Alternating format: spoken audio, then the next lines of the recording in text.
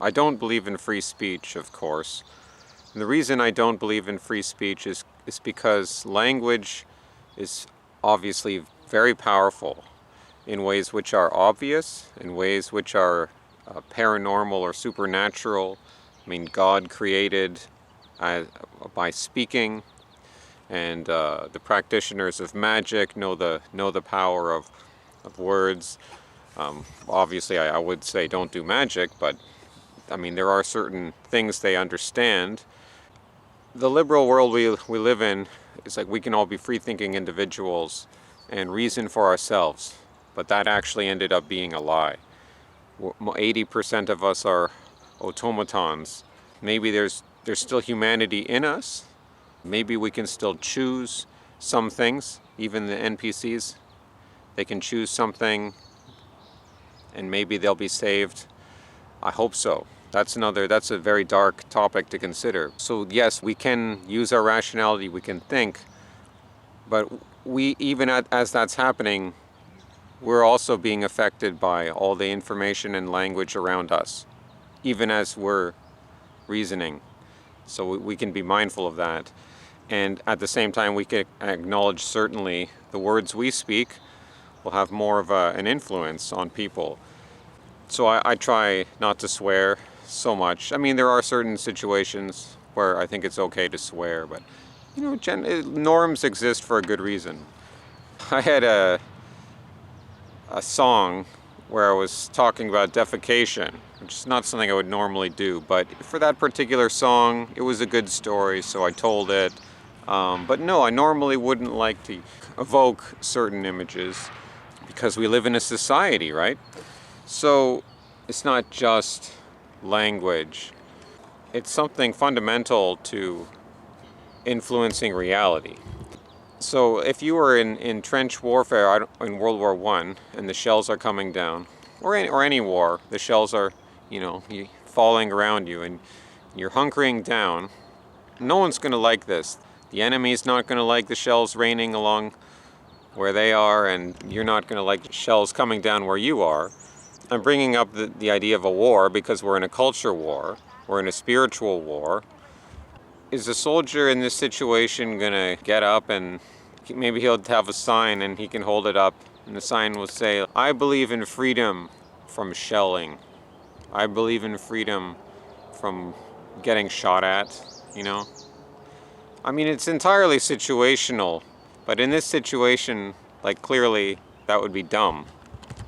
His compatriots would be like, what are you doing? You're going to get killed.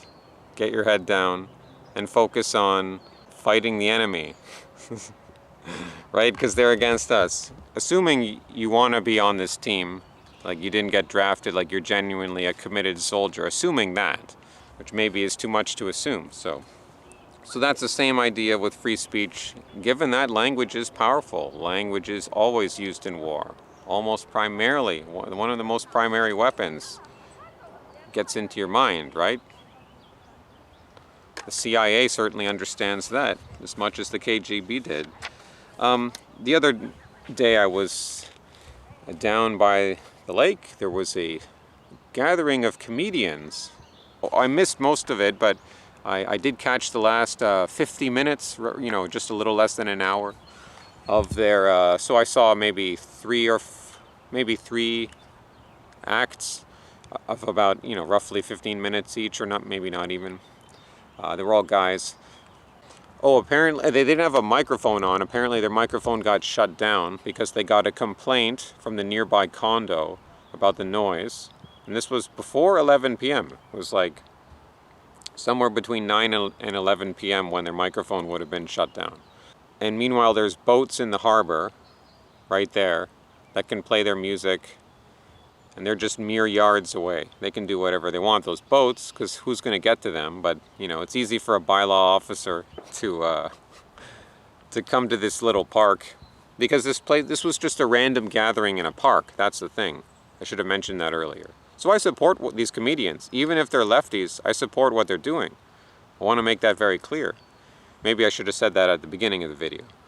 I want to make that clear that me supporting these comedians, even though they're lefties, does not mean that I believe in free speech, because I think that's a bit of a nuanced thing. What do you mean when you believe in free speech? It doesn't mean I'm like I disagree with what you say, sir, but I will fight to the death for your right to say it. I mean, no, that's stupid. That's dumb. You're gonna fight for your enemy to say something? What? You're gonna die for that? No, there are better things to die for. But having said that, in this context, in this situation, yeah, of course, it's not going to help us to clamp down on them. And there is something to be said for having certainly a more open-mindedness, willing to consider ideas, different ideas, willing to listen, willing to think differently.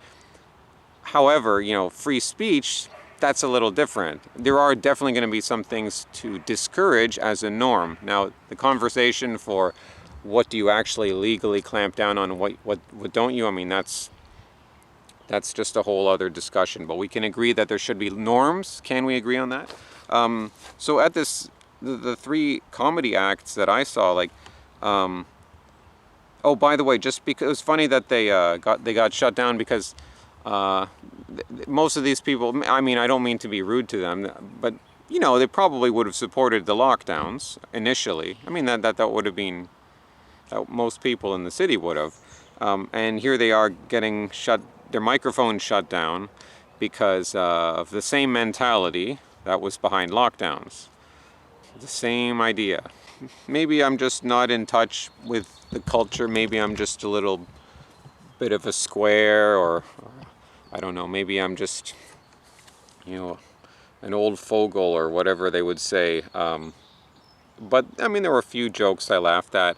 But what I was noticing was it's just like a lot of reference to drugs, sex, swearing. I mean, well, not reference to swearing, but swearing itself. But, I mean, I can't really single out comedians for swearing. I mean, swearing it's all over the place.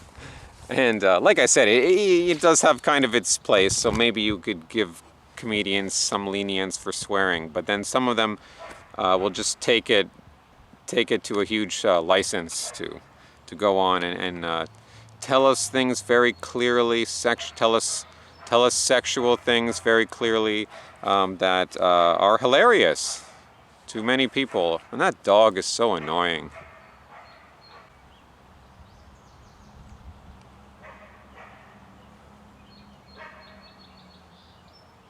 Sorry, it's like that dog's making me lose my train of thought.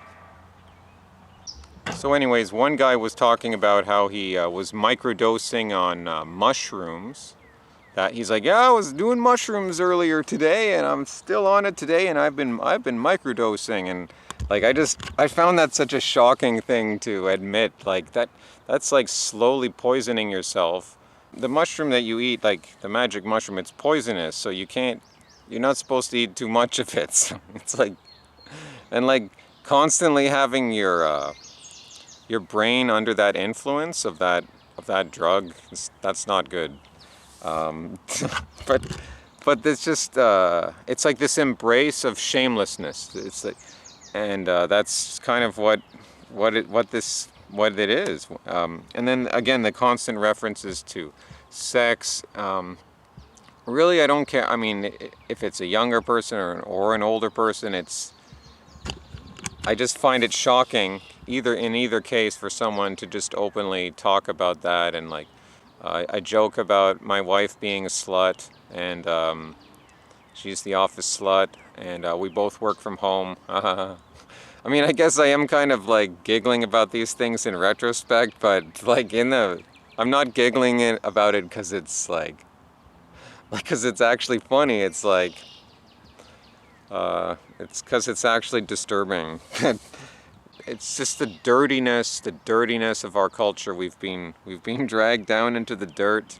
It's an example of the liberal culture we're in. Even if you think you're right of center, we're all pretty liberal by the standards of 60 years ago. So yeah, maybe I'm just out of touch. I am well, maybe it's a good thing to be out of touch.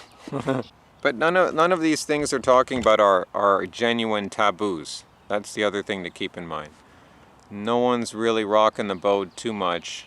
They might say little things here and there like, oh yeah, maybe the lockdowns weren't such a great idea.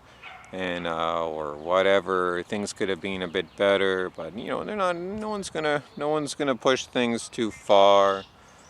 They're not gonna say anything too out of line. It's like, but they'll make people laugh. They will make people laugh. They'll make the normies laugh. People gotta laugh, I guess. So I do support the comedians. I do think what they're doing is the right spirit because they're not allowed. I should have said this at the beginning. Like, they're not allowed to gather inside because this is Toronto, and we've had one of the longest lockdowns running around the world. I mean, maybe not as bad as Australia and some other places, but yeah, it's still like that. So they're just able to do it right now because the weather's nice. So I mean, spirit is in the right place, but in other ways, it's just a good example of the liberal culture we live in. They're suffering from the same effects, which they help to facilitate. There are just only a few more taboos remaining, like sexual relations between adults and children, which is horrible, and that should never be allowed. But that will be probably the next frontier of stuff to joke about. There always was a place maybe for dirty humor. I mean, there's always going to be some outlet for these kinds of things. I wouldn't say you have to clamp down these things. That would be like trying to snip the leaves off of a tree. It's not really going to kill the tree. You have to think about the seed of that tree or what conditions it's growing in. That's what you have to think of when you think of why the culture has become so accepting of the establishment narrative, and why the language itself and the stories and the imagery evoked have become so base. You got to think about where is that coming, rather than necessarily I mean, yeah, like I said, there's a place for censorship in the world. That's why I don't believe in free speech. But ideally, you would like to think that wouldn't be necessary, because people wouldn't be entertained by such things. Hasta luego, amigos.